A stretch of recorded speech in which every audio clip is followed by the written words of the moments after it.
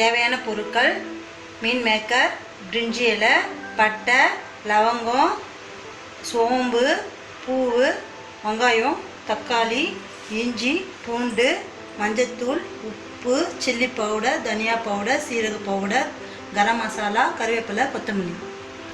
இப்போ மீன் மேக்கரை நம்ம தண்ணியில் போட்டு நல்லா கழுவிக்கலாம். இதை பாருங்கள், இதில் இருக்கிற வாசனைலாம் நல்லா போகணும். கேஸ் பற்ற வச்சுங்க. இப்போ நம்ம வேக வச்சு எடுத்துடலாம் 10 நிமிஷத்தில்.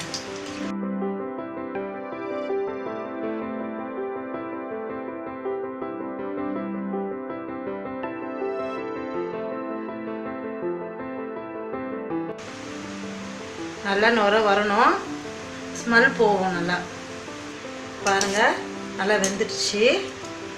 நல்லா டபுளாக வரணும் இது போல். இப்போ நம்ம எடுத்துடலாம்.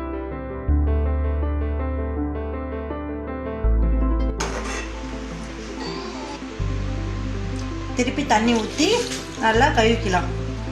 பாருங்கள், நல்லா சாஃப்டாக வந்திருக்கு. இப்போ நம்ம இதில் தண்ணியே இருக்கக்கூடாது, பிழிஞ்சு எடுத்துக்கலாம்.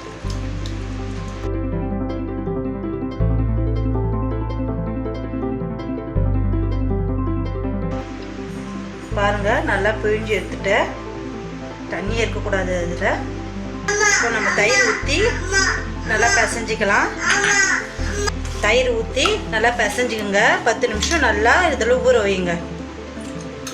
ஒரு கரண்டி எண்ணெய் ஊற்றிங்க. இப்போ நம்ம வெங்காயம் சேர்த்துக்கலாம். இஞ்சி பூண்டு சேர்த்துக்கலாம். நல்லா வதக்கிங்க.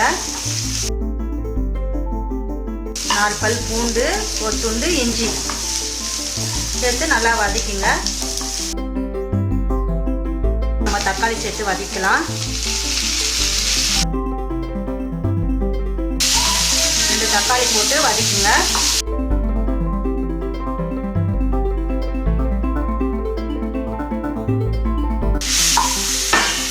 இப்போ வதங்கிடுச்சு. இப்போ நம்ம எடுத்து அரைச்சி எடுத்துடலாம்.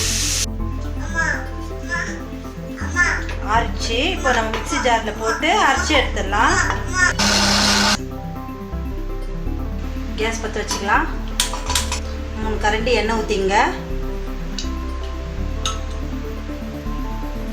எண்ணெய் காஞ்சிடுச்சு. இப்போ நம்ம பட்டை சேர்த்துக்கலாம். 4 லவங்கம் சேர்த்துக்கலாம். இலை சேர்த்துக்கலாம். பூவு, இலை சேர்த்துக்கலாம். சோம்பு சேர்த்துக்கலாம். 1 டீஸ்பூன் சில்லி பவுடர் சேர்த்துக்கலாம். 1/2 டீஸ்பூன் தனியாத்தூள் சேர்த்துக்கலாம். 1/2 டீஸ்பூன் ஜீரகத்தூள் சேர்த்துக்கலாம். ஒரு சிட்டிகை மஞ்சத்தூள் சேர்த்துக்கலாம். தேவையான அளவுக்கு உப்பு சேர்த்துக்கலாம்.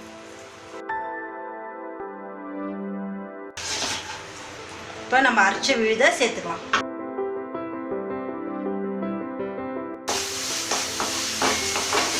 நல்லா வதக்கலாம். இப்போ நம்ம மீன் மேக்கர் சேர்த்துக்கலாம்.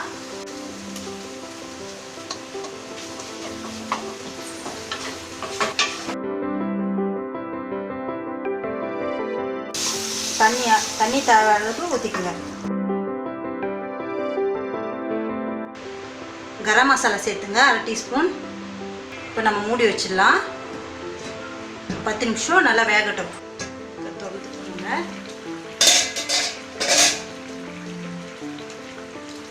பாருங்க, நல்லா கொதி வந்திருக்கு. கருவேப்பிலை சேர்த்துக்கலாம். பாருங்க, நல்லா கிரேவி ரெடி ஆயிடுச்சு. இப்போ நம்ம கொத்தமல்லி சேர்த்துக்கலாம்.